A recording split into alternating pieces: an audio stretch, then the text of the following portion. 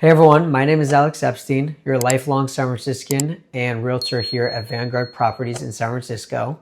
Today we're going to be talking about Candlestick Point or Candlestick Park here in the Bayview of San Francisco. Candlestick Point consists of over 200 acres of waterfront property on the southern eastern part of San Francisco. Both the San Francisco Giants and San Francisco 49ers have played here in the past. What used to be a thriving neighborhood for sports has now been vacant for nearly a decade. In this video, I'm going to break down a quick history of Candlestick Park, why the land has remained vacant for so long, the official master plan for the area, and the new updated proposal. If you're curious about the future of Candlestick Point, want to know more about the waterfront, or are thinking of buying or investing nearby, please feel free to reach out to me. This is a key area to understand. Starting off with topic number one here, what and where is Candlestick Point? Candlestick Point is located on the very southern and eastern part of San Francisco. It's just north of the county line and just along the bay. The large area is largely on landfill and consists of approximately 2.5 miles of shoreline. The area consists of a few pieces. One, the former Candlestick Park Stadium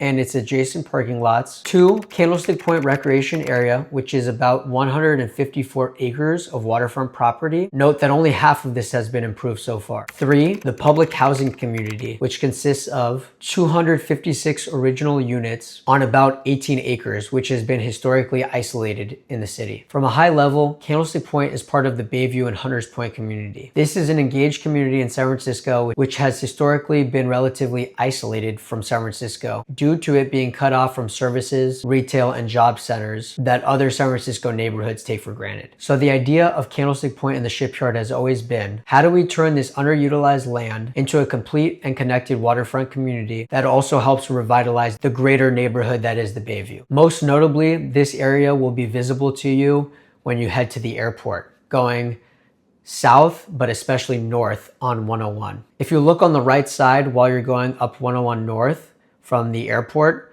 past the life science buildings in South San Francisco, you will see Candlestick Point Park, which is the first piece of land you'll see after you pass the water on the freeway, before the split off takes place, where you decide whether you're going on 101 or 280 north. On to chapter number 2, the stadium's history and demolition. Here's a quick history recap. Candlestick Park opened in 1960 and was first home to the San Francisco Giants, followed by the San Francisco 49ers. It hosted some iconic moments, from the Beatles' last concert to the glory days of Joe Montana and the 49ers. By the early 2000s, the stadium was aging and not quite functioning. The 49ers organization ultimately decided to move down south to Levi Stadium, which is in Santa Clara, California, which is between San Francisco and San Jose. This occurred after the 2013 season, and in the mid-2010s, Candlestick Park was demolished. Since then, the old stadium and many of the surrounding lots have essentially been vacant, empty pieces of land. They are currently fenced off and are waiting for development. On to chapter 3.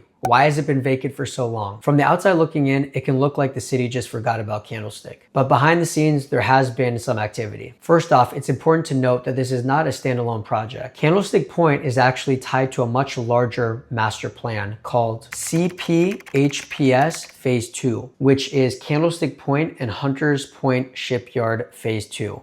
This is a 693-acre project. It combines 2 waterfront neighborhoods under one integrated plan. Second, it's important to note that the Hunters Point Shipyard Phase 2 is actually a federal site. This means that the environmental concerns and cleanup are a huge priority. The Navy is actually responsible for the cleanup, and they are being overseen by the EPA, the Environmental Protection Agency, state agencies, and the San Francisco Department of Health. No land can be transferred for development until regulators deem it to be safe. So while Candlestick itself is not a Superfund site, the overall project has been affected by numerous things, including environmental issues and questions at the shipyard, changes in the state redevelopment plan in 2011, which stopped traditional redevelopment agencies and forced the city to reorganize how these projects are financed, multiple rounds of planning, design, and legal approval, and finally, uncontrollable market cycles, rising construction costs, and delays due to the pandemic. Oh God, that's a big spider. Spider!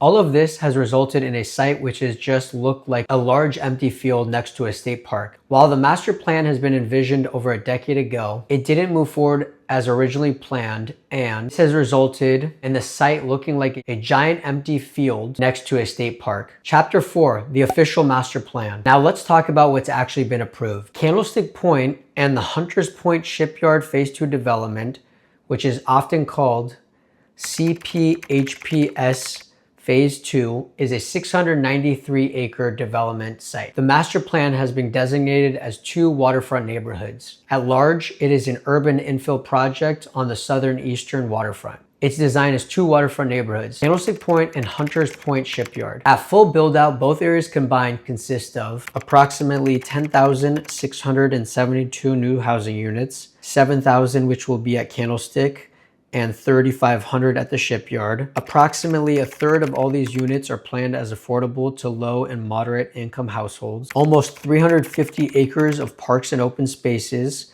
consisting of urban parks, plazas, squares, a long waterfront greenway with trails, bike infrastructure, sports fields, a marina, and water-based transportation, roughly 5 million square feet of office and R&D or research and development space, around 700,000 plus square feet of retail and maker space, community and institutional space, arts, entertainment uses, and hotel space. The plan also calls out for improvements and better integration with the Candlestick Point State Recreation Area, the Bay Trail and Bay Shoreline, the Alice Griffith housing site, which is already being rebuilt with 256 public housing units and 242 new affordable units in a more traditional street grid. The big picture goal here of the general plan is to turn Candlestick's unused parking lots and landfill into a complete mixed-use neighborhood. This will be dense enough to include local services, transit, and retail, while also fully realizing the potential of the Shoreline Park. At a high level, it's going to look like high-density, sustainable development to support transit and local business. Together, at large, the mixed-use land will include housing and neighborhood servicing retail, jobs, open space, and community facilities, all woven together. Chapter 5, the new revised plan. Now we will go over the updated portion of the Candlestick project. Key updates here include a refreshed plan for roughly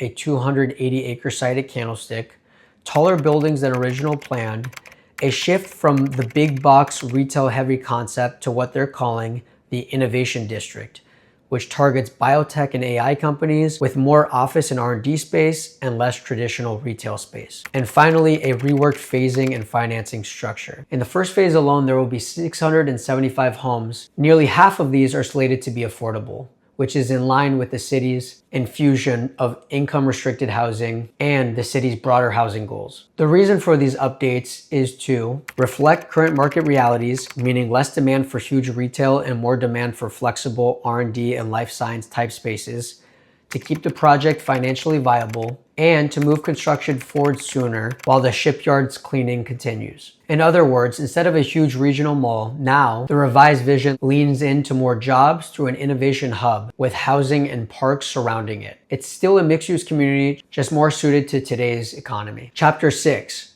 Transportation and connectivity. A big piece of making this work has to do with transportation. The integrated plan and related transportation study calls out for the following: a new street grid that connects Candlestick back into the Bayview instead of dead-ending at parking lots, better connections to 3rd Streets and the T, which is the 3rd Street light rail system, rapid bus transit or enhanced bus service along key corridors, and lastly, improved bicycle and pedestrian networks, including Bay Trail access and waterfront paths. The big picture idea here is that they don't want everyone to have to drive to the stadium. They want people to have the ability to live, work, and shop here. They also want it to be easily accessible so that you can move around comfortably, whether that's with transit, bike, or foot. Chapter 7, what this means for the Bayview and for future residents. So what does this mean if you live here now or are thinking about coming here? For Bayview and the southeast side overall, this means that there are going to be thousands of new homes, many of which are going to be affordable units. There's going to be a ton of space for new jobs, including AI, life science, and other R&D uses. These are historically high-paying jobs in a working-class community. We will be adding hundreds of acres of parks and waterfront space. And lastly, there will be improved access to everyday services and community needs, including retail and community facilities, all within the Bayview neighborhood. Of course, this is a huge project. It is going to take many years to see this vision come to reality. There are multiple different phases with different timelines, but ultimately it means that Candlestick Point is being planned as a real neighborhood, not just a parking lot next to a stadium that doesn't exist anymore. For early buyers and investors, you can think of this as an up-and-coming area with a lot of room to grow. This emerging area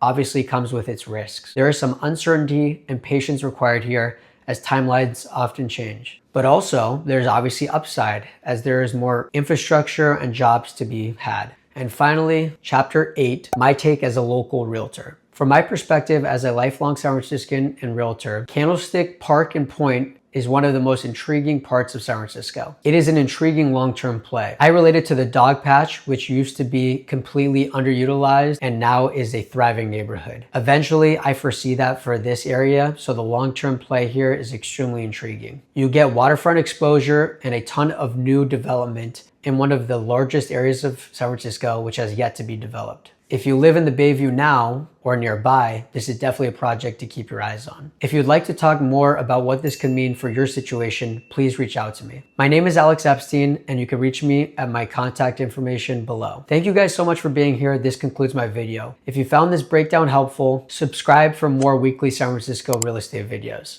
I cover market updates, neighborhood deep dives, and new developments like this one. In the comments, let me know, would you consider living here in Candlestick Point? Why or why not? Thanks.